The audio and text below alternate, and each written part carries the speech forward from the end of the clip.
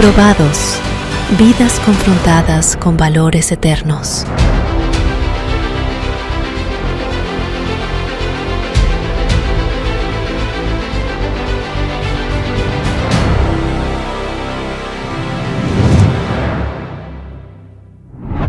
Hermoso el cuadro que puedo ver desde acá y desde ya les doy la bienvenida a Probados.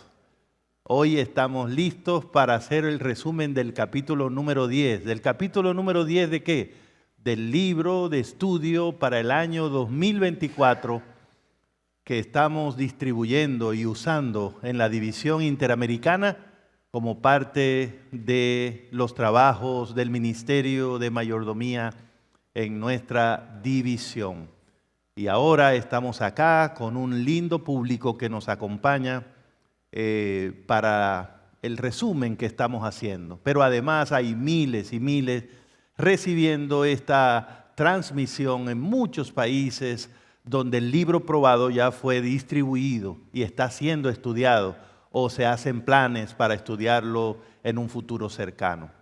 Por eso estoy feliz de que ahora estemos aquí listos para recibir lo que el Señor tiene para nosotros. ¿Qué hay en el capítulo 10 del libro del pastor Hermes Tavera Bueno?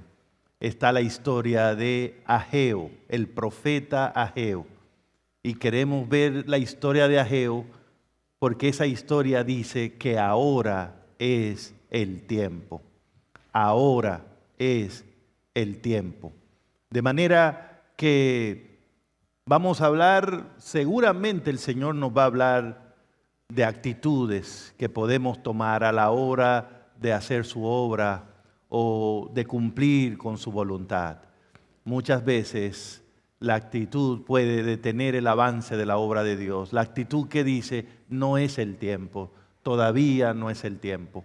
Pero vamos a ver hoy lo que el Señor nos tiene en la historia de Ageo y su grito profético de que ahora este es el mejor momento para avanzar en el nombre del Señor. Y bueno, vamos a buscar la bendición de Dios en oración. Quiero invitar a mi amigo y colega, el pastor Geraldo Bautista, para que él nos presente al trono de la gracia en esta oportunidad. Bienvenido, pastor. Oremos. Bendito Dios y Padre Celestial, agradecidos estamos de tu presencia con nosotros. Amén. Gracias por esta oportunidad que nos brinda de tener un encuentro contigo, un encuentro con tu palabra.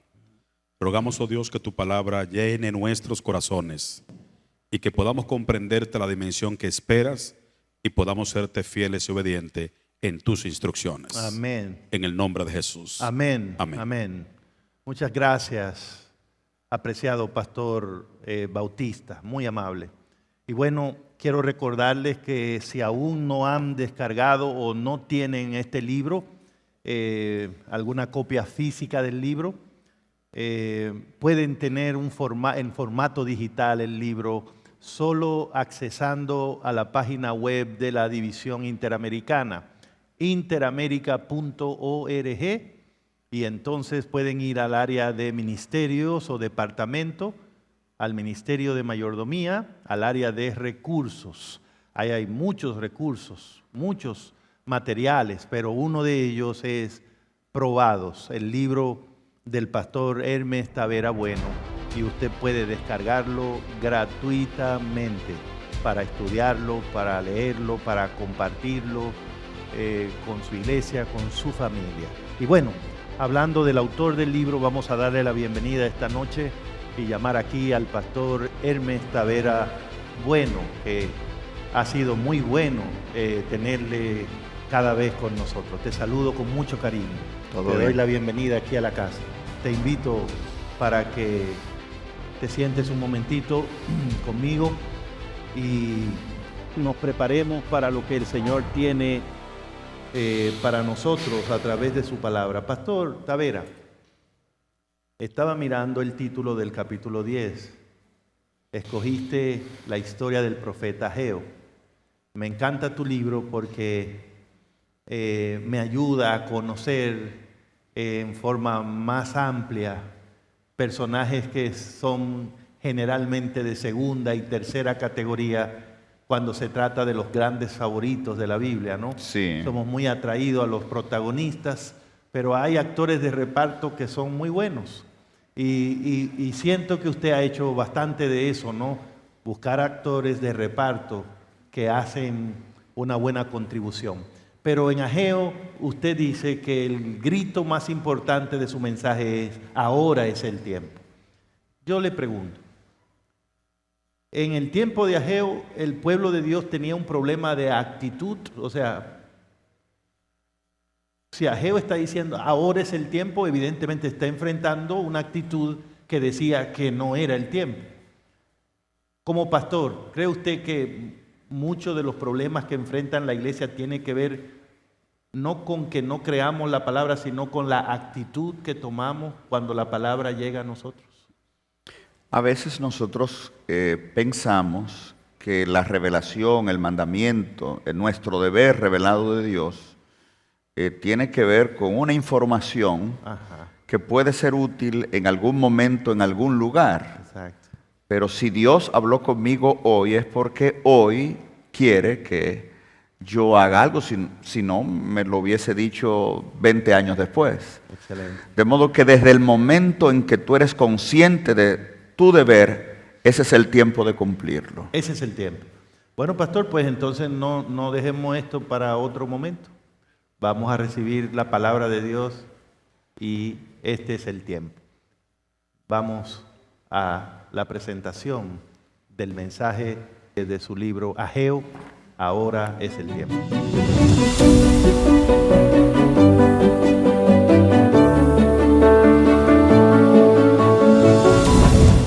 Estamos bien, estamos contentos, ¿verdad?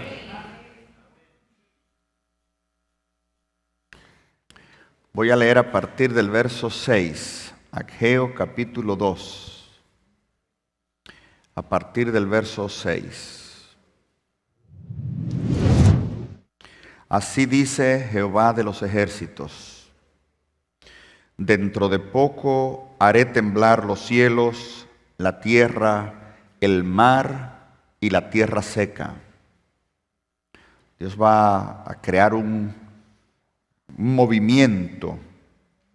Dice el verso 7, haré temblar a todas las naciones.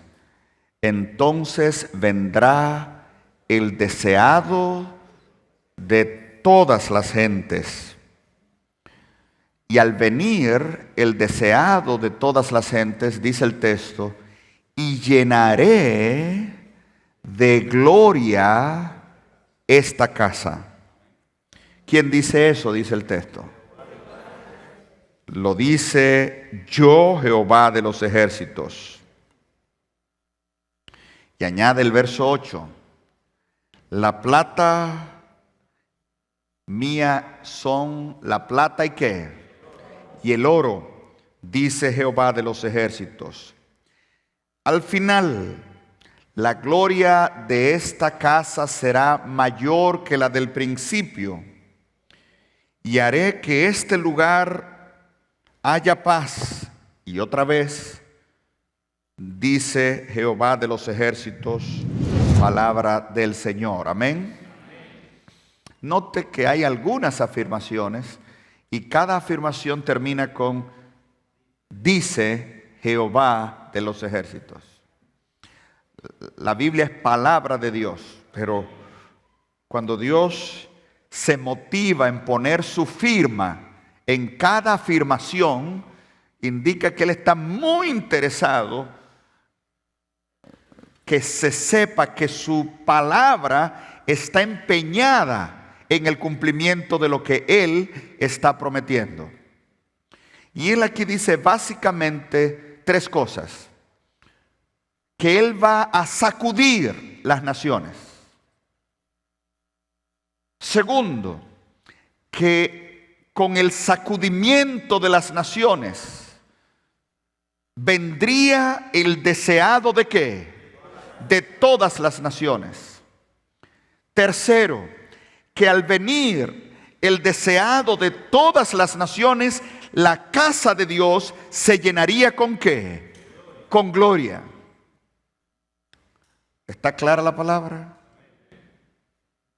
Ahora, una breve observación.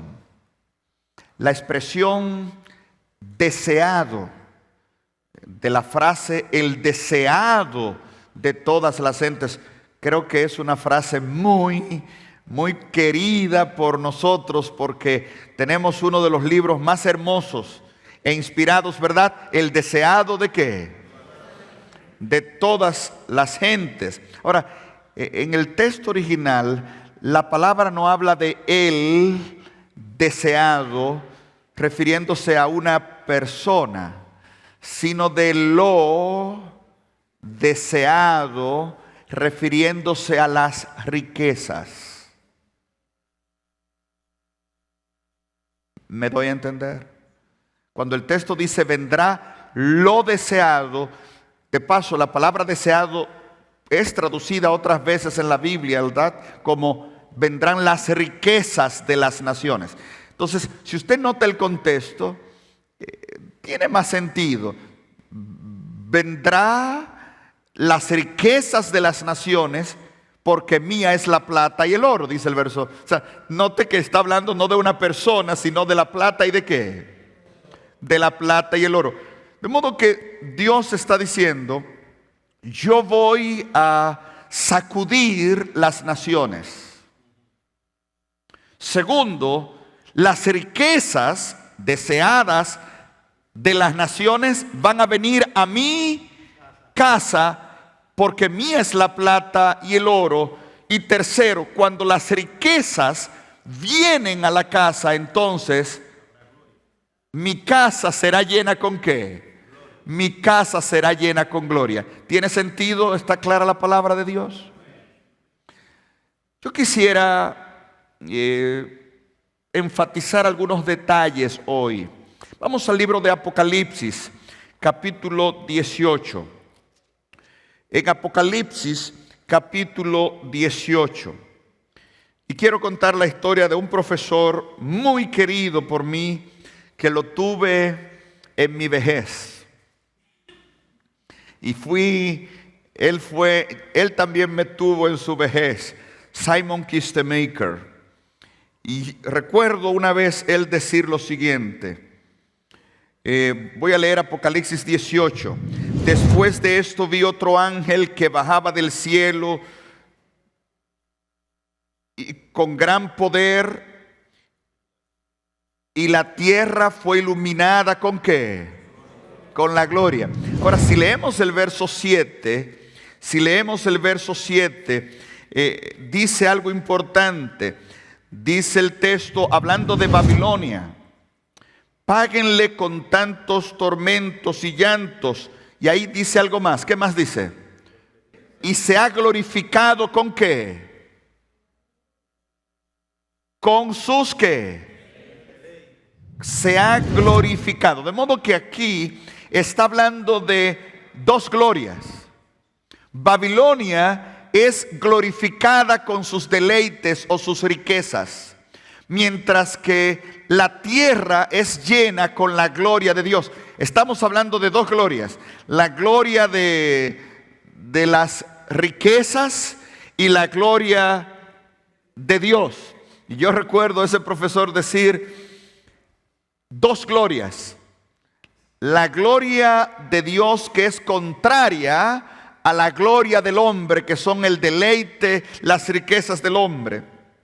Yo quise mucho a mi profesor, pero quiero sugerir algo sugerente. La idea de que las riquezas son algo en oposición a la gloria no es bíblico. Vamos, por ejemplo, a Isaías capítulo 60. Isaías capítulo 60. En Isaías, uno de los textos más interesantes de Isaías dice, verso 1, levántate, resplandece, porque ha venido tu luz y la gloria del Señor ha venido ¿sobre quién? Ahora, cuando está hablando de la gloria del Señor, el verso 13 especifica, dice el verso 13, a ti te serán traídos las riquezas ¿de qué? del Líbano, la gloria del Líbano, para decorar el lugar de mi santuario, y yo daré gloria al lugar al estrado de mis pies. Note que cuando el texto dice, la gloria de Jehová ha venido sobre ti, está hablando de la gloria del Líbano. Y está hablando, y cuando la gloria del Líbano venga, le daré esplendor a mi santuario y van a decorar mi santuario. No está hablando de algo etéreo, espiritual. Está hablando de las riquezas del Líbano. Lo mismo usted lo puede encontrar en Isaías 35, 2 y en otros textos de Isaías. Porque la gloria tenía que ver con las riquezas. De modo que cuando Dios dice, yo haré mover las naciones y vendrán las riquezas de las naciones, entonces mi casa será llena con gloria. No está hablando de dos realidades. A las riquezas de las naciones venir, la casa de Dios sería llena con gloria, porque las riquezas son parte de la gloria de Dios. ¿Está clara la palabra? ¿Está clara de verdad? En el antiguo mundo, cuando una nación se enfrentaba a otra nación, ellos miraban el conflicto como el encuentro entre dos sistemas de deidades o dos dioses. Si una nación vencía a otra nación, indica que el Dios de esta nación es más poderoso que el Dios de la otra nación. Por eso, y de paso, la Biblia tiene muchos ejemplos, algunos de los cuales aparecen en segundo libro de Reyes, capítulo 24, pero muchos ejemplos de eso. Cuando una nación vencía a otra nación, el poder vencedor iba al templo del Dios vencido y sacaba todo el oro del templo y lo llevaba al templo del otro Dios. ¿Usted me está captando? De paso, hay un caso muy conocido. Daniel 1, en el año tercero de Joacín, rey de Judá, vino Nabucodonosor, rey de Babilonia, a Jerusalén, la sitió. El Señor entregó en su mano a Joacín, rey de Judá, y él tomó los utensilios de la casa de Dios y los llevó a la casa de su Dios, a la tierra de Sinar. O sea, la prueba de que este Dios había vencido al otro Dios es que la riqueza de aquel Dios ahora tienen que estar en el templo del otro Dios. ¿Usted me está captando? Cuando Dios dice, yo voy a traer las riquezas de las naciones, está diciendo, yo voy a vencer a los demás dioses, y las riquezas dedicadas a otros dioses ahora estarán en mi casa. Gloria a Dios, amén. Ahora, la Biblia dice algo interesante al respecto que ilumina. La Biblia, por ejemplo, te dice, nadie puede servir a dos señores. Y luego dice, nadie puede servir a Dios ni a las riquezas. Pero si usted lo nota, riquezas es tomado como uno de los señores que nadie puede que. De modo que las riquezas no son algo, las riquezas son alguien. Las riquezas no son algo que tú posees, las riquezas son algo que te posee. La visión bíblica es que detrás de las riquezas hay poderes demoníacos que los controlan, y cuando tú pones las riquezas en manos de Dios, entonces tú estás sujetando esos poderes al control de Dios. ¿Está clara la palabra? ¿Recuerdan cuando en Samuel el arca fue llevada? ¿Qué hicieron con el arca cuando los filisteos vencieron a Israel? Noten que lo que hicieron fue tomar el arca y llevarla al templo de Dagón. Porque para ellos no se trata de un pueblo vencer al otro, sino un Dios vencer a otro Dios. Y la riqueza del pueblo de Dios, ahora el arca, es llevada al templo ¿de qué? Al templo del otro, al templo enemigo. Pero recuerden, las riquezas no son algo son alguien. Y la riqueza de Dios en el templo de Satanás hace que Satanás, dice que Dagón se postró. Las riquezas de Dios en el templo de Satanás hace que Satanás se tenga que postrar. Y ahora Satanás está sirviendo a Dios y mandan el arca a Dios con regalos extras. Y ahora el templo de Dios no solo regresa la riqueza de Dios, sino las riquezas que estaban en el templo de Satanás. ¿Está clara la palabra ahora? Y eso es lo que Dios está diciendo. Yo voy a sacudir las naciones. Y recursos que hoy están siendo usados para mal van a estar a mi servicio.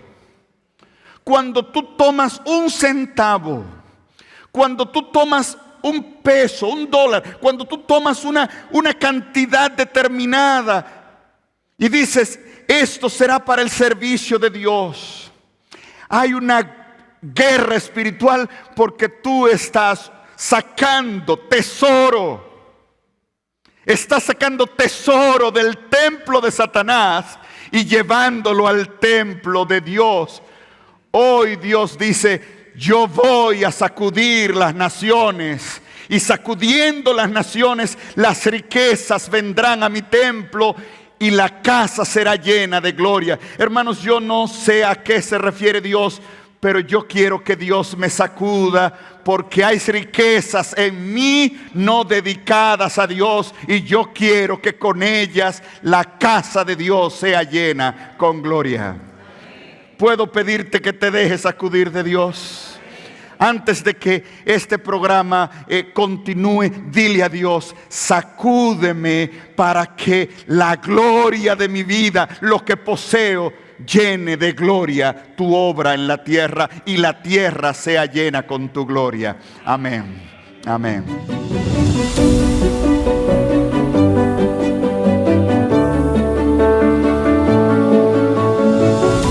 Alabado sea el nombre de Dios por su maravillosa palabra, limpia, clara y que penetra a lo más profundo de nuestro corazón. Pastor Tavera, gracias por tener el amor suficiente para compartir la palabra del Señor con todos nosotros. Amén. Qué maravilloso es entender, ¿no?, que en el gran conflicto entre el bien y el mal, está todo incluido. Qué interesante es entender que incluso la forma como nosotros usamos las bendiciones que Dios nos da contribuyen a que el nombre de Dios sea glorificado en este mundo, que la gloria de Dios brille, ¿no? Que claramente el enemigo quede derrotado. ¿Qué concepto espiritual tan profundo y al mismo tiempo tan práctico, tan maravilloso! Yo me uno a usted, pastor, al pedirle al Señor que nos sacuda a todos. Amén. Y nos ayude a ver que cada cosa que hacemos tiene consecuencias, ¿no? Y determina claramente de qué lado estamos. Es difícil, es casi imposible leer la Biblia sin darnos cuenta que el tema de cómo usamos los recursos que Dios nos provee es un campo de batalla espiritual, ¿no? Así es. Y en ese contexto de las riquezas materiales, donde el Señor Jesús dijo, no se puede servir a dos señores. Creo que ya estamos listos para recibir la primera. Voy a pedir que pasen de inmediato con la pregunta, y esto nos va a ayudar también a ver otros aspectos del mismo tema. Adelante, por favor. Muchas gracias por el mensaje y la oportunidad de hacer esta pregunta. Al principio de este capítulo 11, usted menciona que Dios encomendó al rey Ciro que reconstruyera el templo en Jerusalén. Y me llama la atención porque el rey Ciro era un no creyente, era un rey pagano. Entonces quiero preguntarle, primero, ¿qué valor tienen para Dios las ofrendas de aquellas personas que no son creyentes o que están en abierta rebeldía a la ley que Él ya nos ha mostrado? Y también quisiera saber qué efecto tienen estas ofrendas en las personas no creyentes. Muy bien. El concepto bíblico es que Dios es soberano sobre toda creación. En el mismo texto de Ageo, él dice, las riquezas de las naciones vienen, pero no es la riqueza de las naciones. El texto añade, porque mía es la plata y el oro. De modo que los creyentes no tienen dinero de Satanás, tienen el dinero de Dios. Y cuando alguien trae sus recursos para trabajar en la misión de Dios, no está trayendo sus recursos, está devolviendo el dinero de Dios. Creyentes o no creyentes, todos tenemos el compromiso de ser buenos mayordomos, porque todo lo que tenemos pertenece a Dios. A veces, algunos no creyentes, incluso como el caso de Ciro, que tú mencionas, cumplen un papel a veces mucho más importante que otros creyentes dentro del plan de Dios. Pero el plan de Dios, el Dios que en el caso de Jonás usó un gran pez, el sol, un viento, una calabacera, un gusano, es el Dios que para cumplir sus propósitos usa todo lo que es de Él. Y hasta el mismo Satanás fue creado por Dios. De modo que Dios no tiene límites para usar todo lo que existe para cumplir su santo propósito. Gracias, pastor, por esa excelente respuesta a esta interesante pregunta. Tenemos una pregunta más y vamos de inmediato a tomarla ahora, por favor. Pastor Hermes, en Apocalipsis 21:24 dice que en la tierra nueva las naciones traerán su gloria y honor a la nueva Jerusalén. Esto está relacionado con lo que expresa en este capítulo 11 sobre la gloria y la riqueza de las naciones. ¿Puede significar que aún en el reino de los cielos se exigirá algún tipo de ofrendas o dones a Dios? Bueno, usted ha dicho cosas maravillosas. Yo solamente puedo decir que sí. Muy bien. El cielo es un lugar no para pasarlo en una mecedora mirando hacia arriba diciendo santo, santo, santo. La eternidad cerrará el paréntesis que el pecado abrió y permitirá el desarrollo infinito de todas las facultades del ser. Tremendo. Imagínese seres perfectos, redimidos por la gracia de Cristo, con toda la capacidad del mundo y todo el tiempo disponible, teniendo como asesor a Dios. ¿Cuánto hará el ser humano en la eternidad? Lo único que ahí no será algo como nosotros pensamos como espiritual, sino viviremos, desarrollaremos empresas, proyectos, cosas. La creatividad del hombre llegará a su máximo potencial, que nunca llegará porque será infinita. Y nosotros todo lo que haremos le diremos, Señor, por la eternidad, esto fue por tu gloria. Y en cada cosa que haremos en la eternidad estaremos dando testimonio del poder infinito y la perfección del ser divino. Amén. Gracias, pastor. Me encantan esas respuestas cuando dice, pues yo no tengo nada que decir ya porque usted lo dijo todo, ¿no? Entonces, siempre aparece algo, ¿no? Muy bueno, excelente. Y gracias. Mire, le tengo una pregunta más por si acaso le quedó algo. Aquí vamos a tenerla ahora, por favor. Pastor Hermes, usted indica que cada cristiano debería de tener una vida de reflexión personal. Entonces, ¿qué papel jugaría la oración en esta vida de reflexión? En el capítulo 1, muchas gracias tu pregunta, muy clave. En el capítulo 1, en varias ocasiones, en capítulo 1 y 2, el profeta dice, reflexionad en vuestros caminos. Sí. Yo creo que la oración sigue a la reflexión.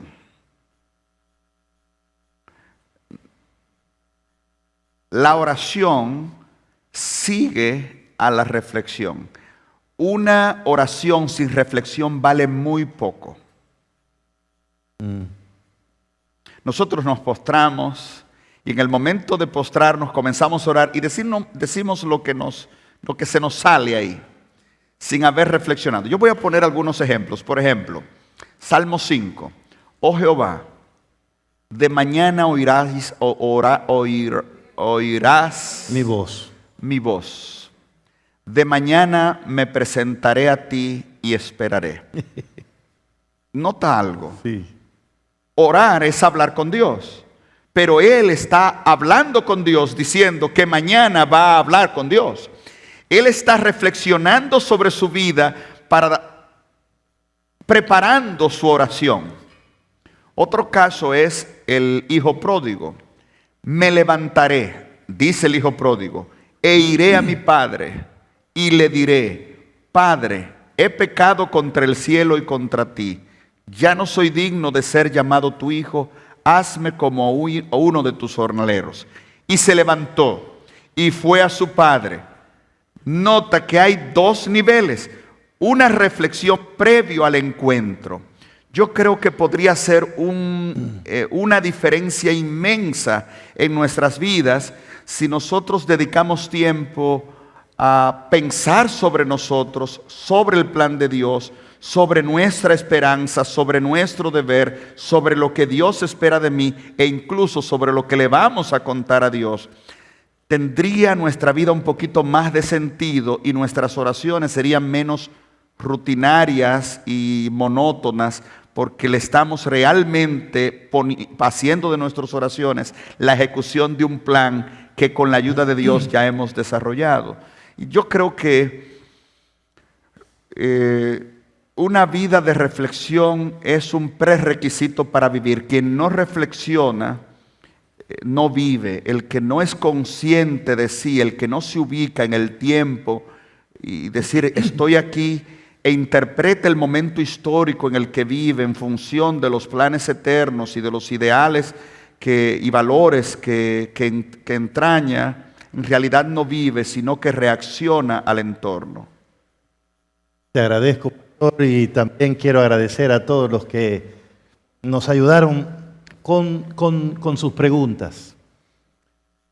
Y este es el momento cuando llegamos precisamente a la reflexión, a pensar por un momento qué es lo que el Señor ha tratado de decirnos, al menos en este resumen del capítulo 11. Yo quiero animarle mucho a leer completamente el capítulo 11. Hay muchas otras líneas de pensamiento, de desarrollo. En lo personal, este capítulo ha sido de mucha reflexión para mí, Y yo quiero que quede claro, como la palabra lo ha hecho hoy, que el Señor está en una lucha para llenar esta tierra, este mundo, con su gloria. Y el enemigo está tratando de impedir eso. El enemigo quiere tomar toda la creación de Dios, todos los recursos de Dios y usarlo en su proyecto. Por eso hay una batalla espiritual. Quiero decirte que un día Jesús te tomó de los brazos del enemigo y te trajo a su templo, a su familia. Que estés aquí hoy significa que ahora tú estás bajo la bandera de Cristo Jesús. Y el Señor quiere que su obra se establezca firme. El Señor quiere que todos los que apoyan su proyecto y están de acuerdo con que su gloria brille, apoyen también su casa, su templo, su obra. Se ha dicho que hay dos lugares en el mundo, dos lugares a donde puede ir, por ejemplo, nuestro dinero, o a la tesorería de Dios o a la tesorería de Satanás. Y cada centavo que no se invierte en la obra de Dios pasa a fortalecer la obra de Satanás.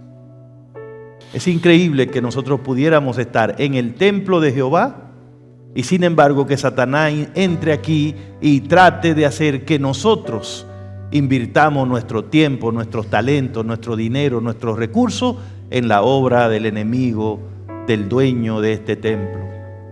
Pero Dios dijo: mía es la plata, mío es el oro, y yo voy a sacudir las naciones, voy a vencer a los dioses que están allá afuera, y mi casa va a tener la gloria, porque mi gloria va a llenar toda la tierra.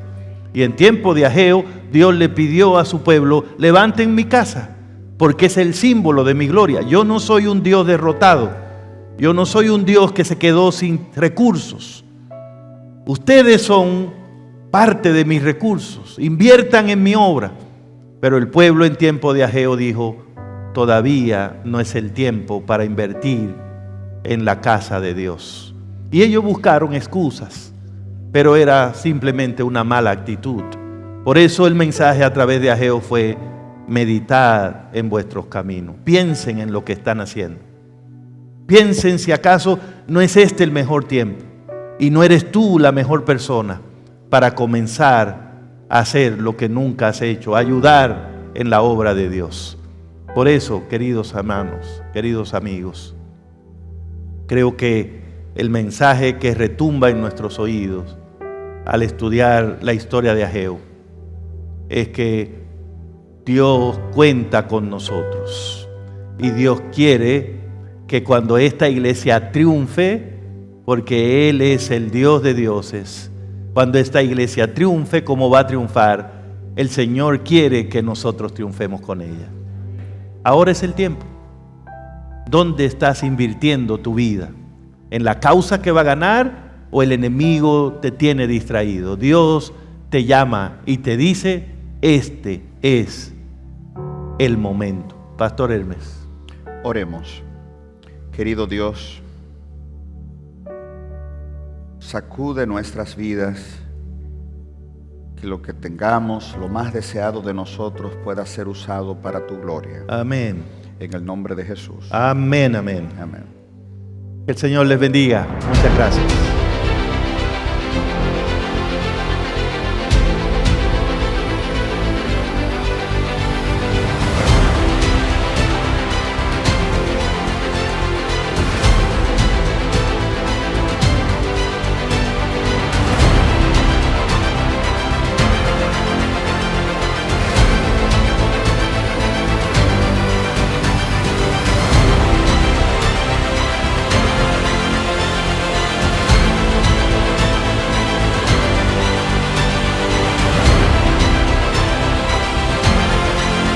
Probados, vidas confrontadas con valores eternos.